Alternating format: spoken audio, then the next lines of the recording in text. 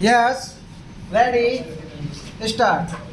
What has actually troubled us is the variance between percept and practice in this country.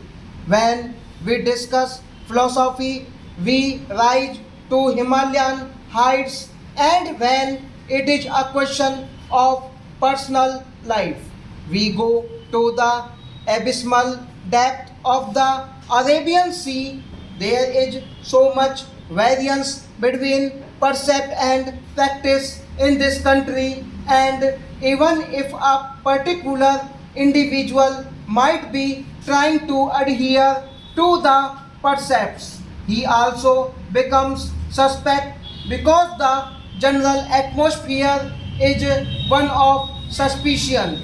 In that context, sir, I feel that something has got to be done to restore the confidence of the people in the members of parliament, in the members of legislatures, and in the ministers.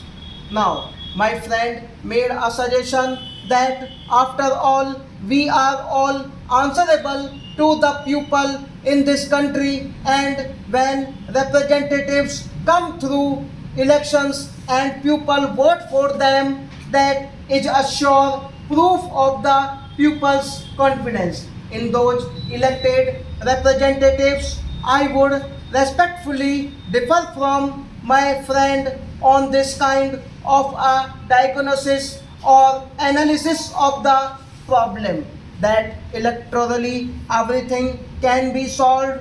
The problem of human character, human integrity, human behavior, morality cannot be solved by an electoral process.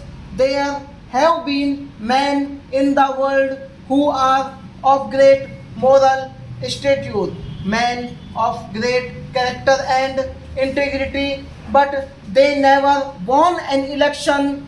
Are we not aware of Mr. Rajagopalachari, who was a man of great character and integrity? Nothing can be said against him. He was a man of high moral stature, but the never won an election. He was also defeated in an election.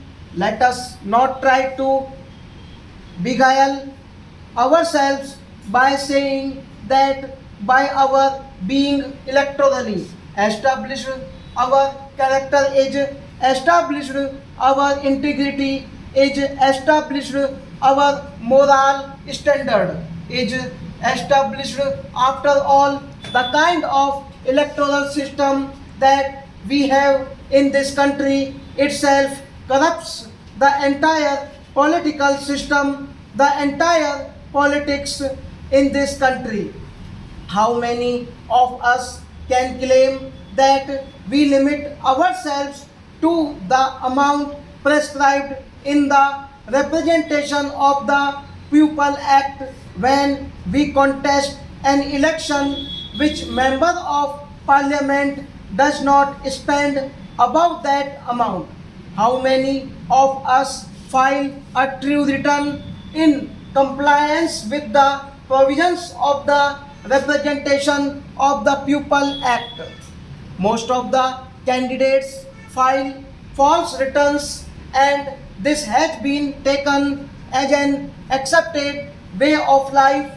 Therefore, we should not expect that once it is electorally established that somebody has been elected, he must automatically be deemed to be a man of character, a man of integrity, and so on and so forth. Such a proposition, at least I personally cannot accept. Stop.